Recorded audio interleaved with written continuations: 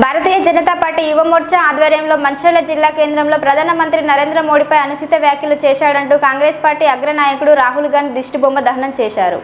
ఈ సందర్భంగా బీజేవైఎం జిల్లా అధ్యక్షుడు బొలిశెట్టి అశ్విన్ రెడ్డి మాట్లాడుతూ అమెరికా పర్యటనలో భాగంగా కాంగ్రెస్ అగ్రనాయకుడు రాహుల్ గాంధీ భారతదేశ ప్రధాని మోడీపై అనుచిత వ్యాఖ్యలు చేశారని అన్నారు. భారతదేశ ప్రజల్ని అనుమానించేలా ప్రజలు ఇచ్చిన తీర్పును కించపరుస్తూ పాకిస్తాన్ మద్దతుదారు అమెరికా ప్రతిపక్ష శాసనసభ్యురాలు ఇల్హాన్ ఒమర్ ని కలిసి భారతదేశ కీర్తిని కించపరిచేలా వ్యాఖ్యానిస్తూ పాకిస్తాన్ కు మద్దతు తెలిపిన ఆ నాయకురాలతో చర్చలు జరిపిన దౌర్భాగ్యుడు రాహుల్ గాంధీ అన్నారు. దేశంలోనే రాజ్యాంగం రచించిన అంబేద్కర్ ని ఓడించిన చరిత్ర కాంగ్రెస్ పార్టీదని, ఇప్పుడు కాంగ్రెస్ పార్టీ నీతులు చెప్తే దయ్యాలు వేదాలు పలికినట్టు ఉందని ఎద్దేవా చేశారు. ఈ కార్యక్రమంలో బీజేవైఎం రాష్ట్ర కార్యవర్గ సభ్యులు అమీర్ శెట్టి రాజు, పట్టణ అధ్యక్షుడు బింగి సత్యనారాయణ, బీజేపీ పట్టణ ప్రధాన కార్యదర్శి రెడ్డిమల్ల అశోక్, జిల్లా నాయకులు మద్ది సుమన్, కొండ వెంకటేష్, చిరంజీవి, యాదగిరి సురేష్, చౌదగారి రాకేష్, బూర్లా అజయ్, కోటి ప్రశాంత్, బీజేపీ నాయకులు జయరామారావు, మధు, రేణువ, అర్జున్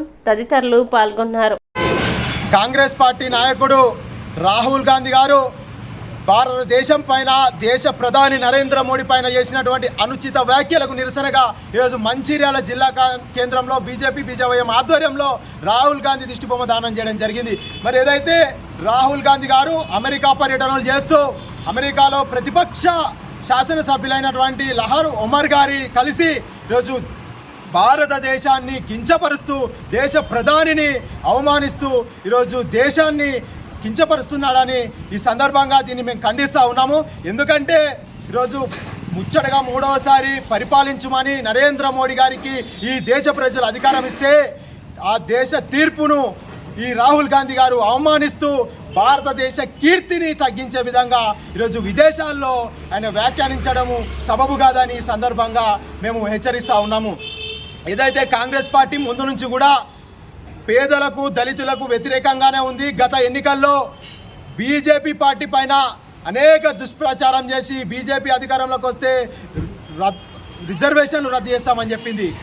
దుష్ప్రచారం చేసి మరి బీజేపీ పైన ఎన్నో అబండాలు వేసింది. మరి వాళ్ళ నోటితోటే వాళ్ళు అవసరమైనప్పుడు రిజర్వేషన్ రద్దు చేస్తామని వాళ్ళ యొక్క నాయకుడు రాహుల్ గాంధీ గారు చెప్పారు. మరి పేదలపైన, దళితులపైన ఎవరికి ప్రేమ ఉన్నదో మరి మీరు గుర్తుంచుకోవాలి. ఈరోజు అంబేద్కర్ను ఎంపీగా పోటీ చేపించి ఓడించినటువంటి ఘనత కాంగ్రెస్ పార్టీది.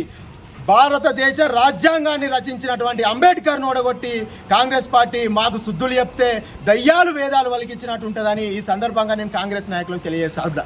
ఎందుకంటే భారతదేశం ఇచ్చినటువంటి తీర్పు చాలా గొప్ప తీర్పు. ప్రజల తీర్పును గౌరవించకుండా ప్రజలను అవమానించి ఇంత పెద్ద ప్రజాస్వామ్యం యొక్క ప్రజల తీర్పును రాహుల్ గాంధీ అవమానించిండు. ఖబర్దార్ రాహుల్ గాంధీ, కాంగ్రెస్ నాయకులారా, ఇలాంటి వ్యాఖ్యలు మరోసారి పునరావృతమైతే ఎలాంటి చర్యలు తీసుకోవాలో ఆ రకమైన చర్యలు తీసుకోవడానికి మేము వెనుకాడమని ఈ సందర్భంగా హెచ్చరిస్తూ ఉన్నాం.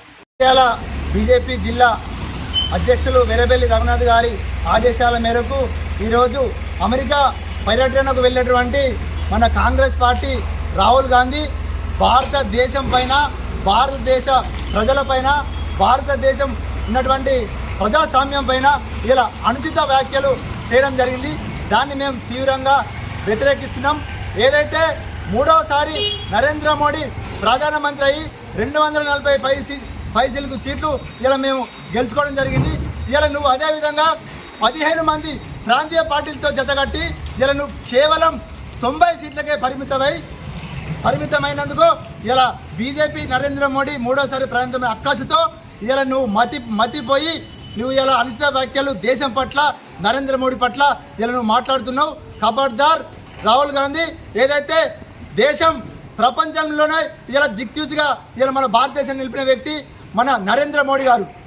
దానిని ఓర్వలేక ఇలా నువ్వు అనుచిత వ్యాఖ్యలు చేస్తూ ఇలా పాకిస్తాన్లో, బంగ్లాదేశ్లో ఉంటే బాగుండు, ఇలా అక్కడ బాగున్నాయని చెప్పేసి ఇలా భారతదేశంలో ఎందుకున్నానని చెప్పేసి ఇలా నువ్వు మాట్లాడుతున్నావు.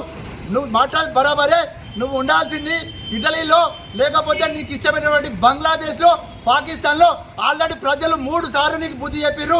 ఇక్కడ నీ పరిపాలన సాగదు. నీ పరిపాలన ఇక్కడ భారతదేశానికి అవసరం లేదు.